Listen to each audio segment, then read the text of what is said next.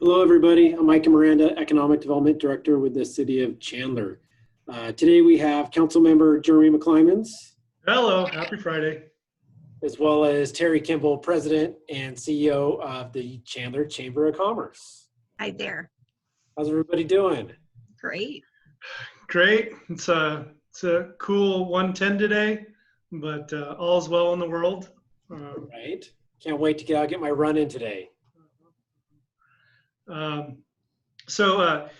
Thanks for connecting.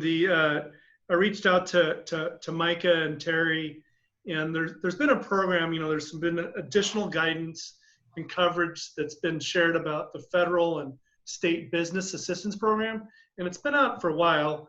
However, this one program, there's not been a lot of light that's been shed on the benefit, not as much attention in the shared work program. And so I wanted to gather all our business minds to get this out to the business community. And so here we are today. Yeah, Councilmember McClymonds, it was a timely subject, and really appreciate you bringing it forward for conversation at the Zoom level.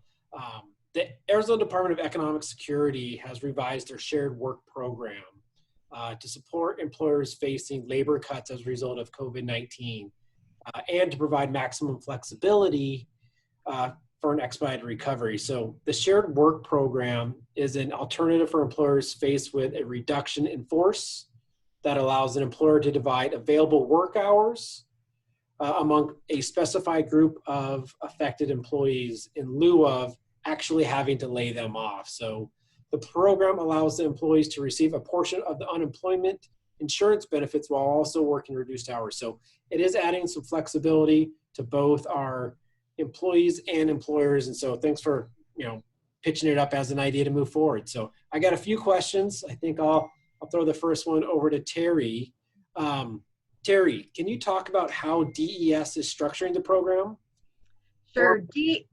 DES is a great partner, and I know that with the City of Chandler as well as the Chamber, but some of the things, and they're just overwhelmed right now due to the sheer volume, but they're temporarily increasing the maximum amount of reduction of hours for employers to qualify for the shared work program from 40 to 60%. And what that actual 20% increase means, for example, an employer can reduce an employee's hours from 40 hours a week to 16 hours a week and still qualify for that shared program.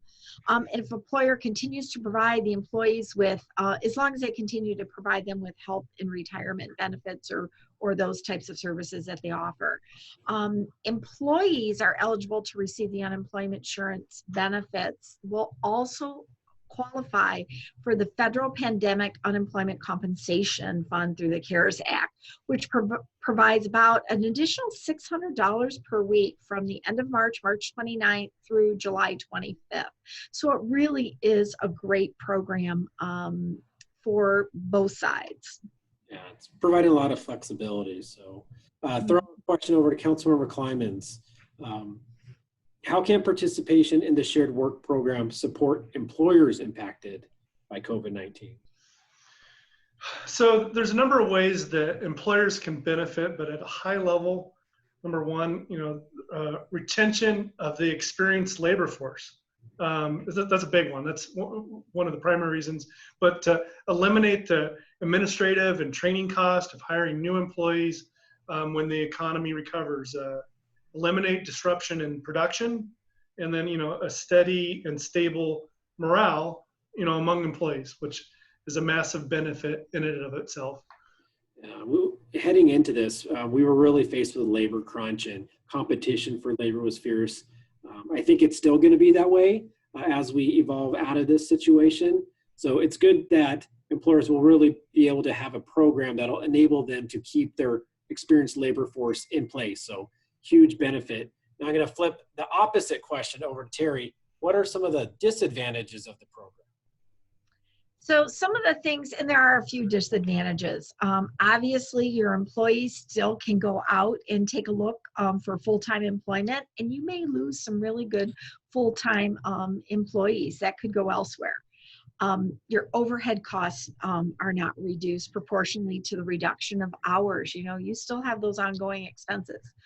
Work scheduling can be a little bit more difficult, and especially because we don't know as businesses continue to open up, what's going to be the busiest times and so forth. And I know everybody's kind of juggling those kinds of things right now.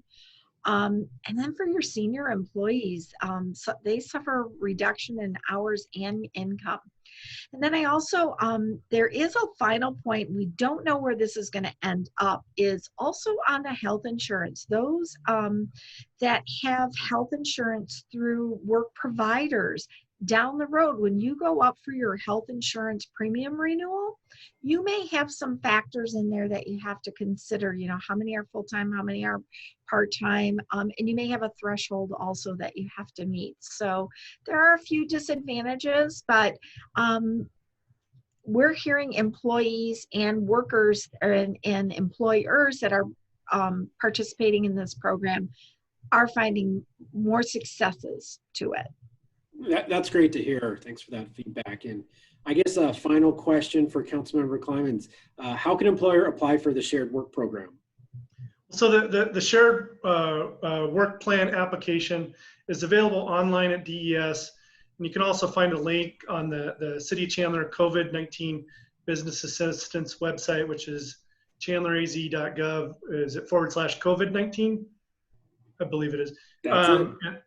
The business application and a list of participants should be submitted at least 10 days prior to the date in which you want the plan to take place. And you'll be notified via mail of the approval or disapproval of your plan. Well, thank you all for your time this afternoon. Councilmember, thank you for bringing this program to our attention and to our audience's attention. It's fantastic information. And any final words, sir? Just my thoughts is for the appropriate businesses where this makes sense, it's a big win-win. And it's been around for a little while, but with the recent modification, I think it's a strong consideration. And so I wanted to get it out there, our business partner, the Chamber, to push it out to the business community. And so I hope people found value in what we shared today. All right. Well, thank you for your time, Terri. Councilmember, again, thanks for bringing it to everybody's attention, and stay safe out there. Yeah. Take care. Have a good weekend. Thank you. Bye.